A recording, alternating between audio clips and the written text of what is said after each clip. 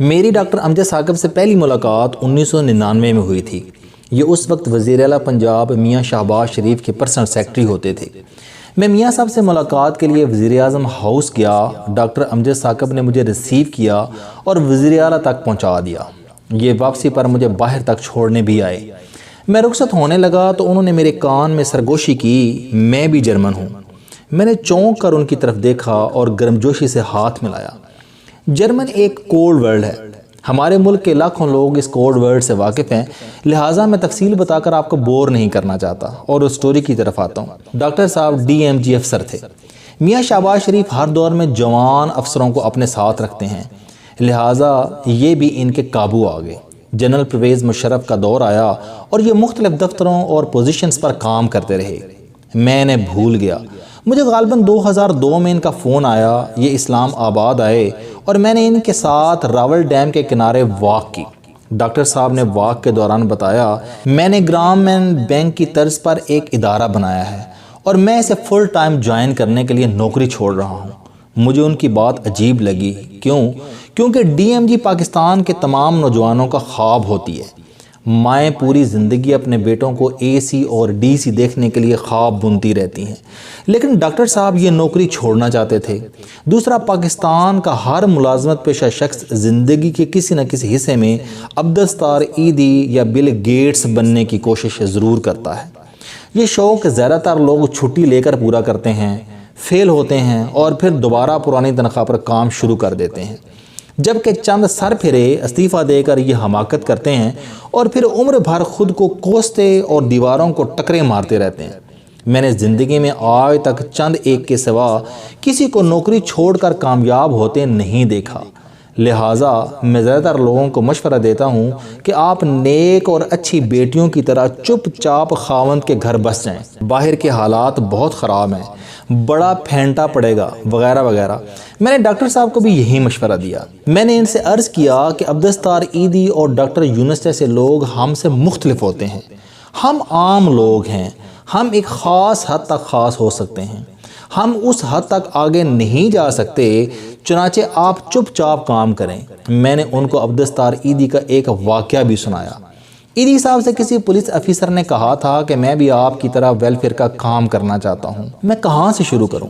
ایدھی صاحب نے اس سے کہا، آپ کو کسی جگہ جا کر ویلفیئر شروع کرنے کی ضرورت نہیں، آپ آج سے اپنے دفتر کو ایدھی ہوم، اپنی کرسی کو ایدھی سینٹر اور اپنے قلم کو ایدھی ایمبولنس سمجھ لیں۔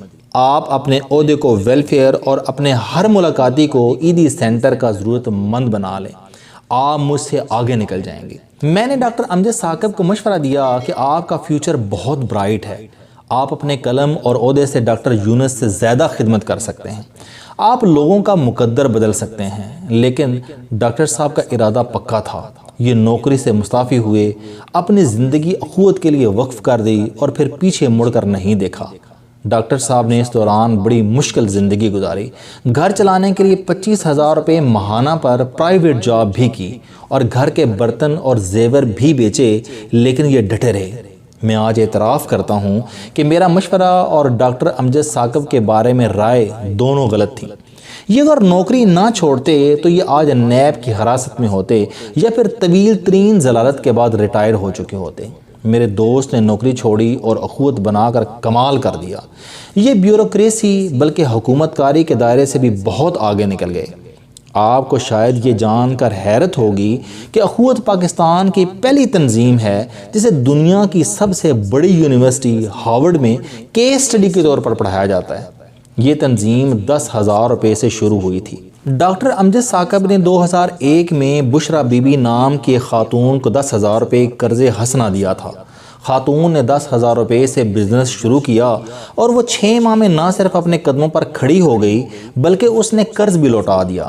وہ 10,000 روپے برکت والے تھے۔ وہ اس کے بعد دوسرے ضرورت مند کو دیے گئے، اس کے حالات بھی بدل گئے اور پھر جب اس نے بھی وہ رقم لوٹا دی تو ڈاکٹر صاحب نے 10,000 روپے میں مزید 10,000 ملا کر اخوت کی بنیاد رکھ دی اور پھر معجزہ ہو گیا۔ وہ 10,000 روپے آج 104 ارب روپے ہو چکے ہیں اور ان 104 ارب روپوں نے 30 لاکھ خاندانوں کو اپنے قدموں پر کھڑا کر دیا اور اخوت دنیا کی سب سے بڑی تحریک بن گئی۔ یہ اس وقت قرض حسنہ کی دنیا کی سب سے بڑی تنظیم ہے اور اس تنظیم نے دنیا کو سب سے زیادہ کاروباری خواتین و حضرات دیے۔ اخوت نے 30 لاکھ خاندانوں کو زندگی کی شرح پر لا کھڑا کیا۔ اخوت کا کام صرف قرض حسنہ اور بزنس تک محدود نہیں رہا، بلکہ یہ لوگ اب تک غریبوں کو 10,000 گھر بھی بنا کر دے چکے ہیں۔ حکومت نے 50 لاکھ گھروں کا منصوبہ بھی اخوت کے حوالے کر دیا۔ حکومت نے پائلٹ پروجیکٹ کے لیے اخوت کو 1 ارب روپے دے دیے۔ یہ اس رقم سے جولائی تک بے گھروں کو 14,000 گھر بنا کر دیں گے۔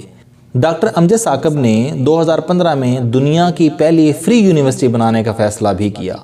یہ ایک ایسی یونیورسٹی کا خاکہ تھا جس میں کسی طالب علم سے 1 پیسہ فیس نہ لی جائے اور اسے تعلیم کے ساتھ ساتھ کپڑے، جوتے، کتابیں، کھانا اور رہائش بھی دی جائے۔ یونیورسٹی کا پہلا تخمینہ 50 کروڑ روپے تھا۔ مجھے یہ اعزاز حاصل ہے کہ میں نے یونیورسٹی کے لیے پہلا کالم لکھا اور اہل خیر سے درخواست کی کہ آپ یونیورسٹی کے لیے 1000 روپے میں 1 اینٹ خرید لیں۔ 5 لاکھ لوگوں نے 5 لاکھ اینٹیں خرید لیں۔ 50 کروڑ روپے پورے ہو گئے اور یوں اخوت یونیورسٹی بن گئی۔ یونیورسٹی میں اس وقت 700 طالب علم پڑھ رہے ہیں۔ یہ تمام طالب علم کیمپس میں رہتے ہیں اور انہیں کھانا، کپڑے، جوتے، کتابیں اور گھر آنے جانے کا کرایہ بھی دیا جاتا ہے۔ یہ ساری باتیں خواب، یہ ساری کہانیاں محسوس ہوتی ہیں، لیکن آپ یقین کریں میں خود کو جتنا بڑھتا اور پھولتا دیکھ رہا ہوں، میرا محنت پر اتنا ہی ایمان پختہ ہوتا جا رہا ہے۔ مجھے یقین ہوتا چلا جا رہا ہے کہ انسان اگر کچھ کرنا چاہے تو ایک زندگی بھی بہت ہوتی ہے۔ یہ 24 گھنٹوں کے دن میں بھی کمال کر سکتا ہے، اور ڈاکٹر امجد ثاقب اس حقیقت کی بہت بڑی مثال ہے۔ ڈاکٹر امجد ثاقب اتوار کو میرے پاس تشریف لائے۔ یہ 1.5 گھنٹہ میرے پاس بیٹھے رہے۔ میں ان کی باتیں سن کر کئی بار آبدیدہ ہوا۔ یہ شخص اکیلا 30 لاکھ گھروں میں برکت، رزق اور ترقی لے کر آیا۔ ہم اگر ایک گھر میں 5 فرد سمجھ لیں تو یہ 1.5 کروڑ لوگ بنتے ہیں، اور یہ لوگ اسکینڈینیوین ملکوں کی مجموعی آبادی کے برابر ہیں۔ کیا یہ کمال نہیں؟ اور کیا یہ پاکستان جیسے ملک میں بہت بڑا کمال نہیں؟ ڈاکٹر صاحب نے بتایا، ہم قرضہ دیتے وقت کسی شخص سے کسی قسم کی ضمانت نہیں لیتے۔ ہم جائیداد، گاڑی یا موٹر سائیکل کے کاغذات بھی گروی نہیں رکھتے۔ ہم لوگوں پر اندھا ٹرسٹ کرتے ہیں، اور اس اندھے ٹرسٹ کے باوجود آج تک اخوت کی ریکوری 99.99% ہے۔ ہم سے جو شخص قرض لیتا ہے وہ وقت پر اس کی ادائیگی کرتا ہے، مگر ہم اس کے باوجود پاکستان کے لوگوں کو بے ایمان کہتے ہیں۔ پتہ نہیں کیوں۔ ڈاکٹر صاحب نے باتوں ہی باتوں میں بتایا کہ ہم انسان زندگی میں ہر سائز اور ہر قسم کا گھر بنا سکتے ہیں۔ ہم ایک مرلے کی جھگی سے لاکھ ایکڑ کے محل میں رہ سکتے ہیں۔ ہمارے صوفوں، بیڈز، کرسیوں اور گاڑیوں کے سائز بھی مختلف ہو سکتے ہیں، لیکن مرنے کے بعد بادشاہ ہو یا فقیر، دونوں کی قبر کا سائز ایک ہی ہوتا ہے۔ یہ دونوں 2x6 کے گڑھے میں دفن ہوتے ہیں اور حشر تک اسی گڑھے میں رہیں گے۔ چنانچہ آپ حقیقت دیکھ لیں کہ عارضی زندگی میں ہر شخص کا مکان اس کے عہدے، اس کے رتبے اور اس کی کامیابی کے مطابق ہوگا، جبکہ مستقل زندگی میں شاہ ہو یا گدا دونوں برابر ہوں گے۔ ڈاکٹر صاحب کا کہنا تھا کہ آپ لوگوں کو یہ حقیقت بتائیں کہ یہ سونے کا چمچ لے کر پیدا ضرور ہو سکتے ہیں، یہ زندگی میں کامیابی کے جھنڈے بھی گاڑ سکتے ہیں، لیکن مرنے کے بعد، جی ہاں زندگی کے بعد، ان کی جائے رہائش اور عام غریب اور بے بس شخص کے ٹھکانے میں کوئی فرق نہیں ہوگا۔ مٹی کے اوپر سارے لوگ مختلف ہوتے ہیں، لیکن نیچے سارے برابر ہوتے ہیں۔ ڈاکٹر امجد صاحب کی بات سیدھی میرے دل پر لگی، اور میں نے سوچا ہم کس قدر بے وقوف ہیں۔ ہم روز قبرستانوں کے قریب سے گزرتے ہیں، لیکن ہمیں یہ حقیقت یاد نہیں آتی، ہم کتنے نالائق، کتنے احمق ہیں۔ السلام علیکم دوستو، علم دوستی چینل بنانے کا مقصد موٹیویشنل اور زندگی بدل دینے والی کہانیاں آپ تک پہنچانا ہے۔ مجھے خوشی ہے کہ آپ کو یہ ویڈیوز بہت پسند آ رہی ہیں۔ کوئی بھی شخص جو مایوسیوں میں گھرا ہو، یا کوئی بھی طالب علم جو اپنی زندگی مثبت انداز سے گزارنا چاہتا ہے، اس کے لیے یہ چینل علم دوستی لائف چینجنگ ثابت ہوگا۔ میرا دعویٰ ہے کہ کوئی بھی شخص اگر اس چینل کی ویڈیوز دیکھ اور سن لے گا تو اس کی زندگی بدل جائے گی۔ اگر آپ کو یہ چینل پسند آئے تو اسے سبسکرائب کرنا نہ بھولیں تاکہ ہر نئی آنے والی ویڈیو آپ تک پہنچ سکے۔ اس ویڈیو کو دوسروں تک ضرور پہنچائیں کیونکہ یہ صدقہ جاریہ ہے۔ آپ کا بہت شکریہ۔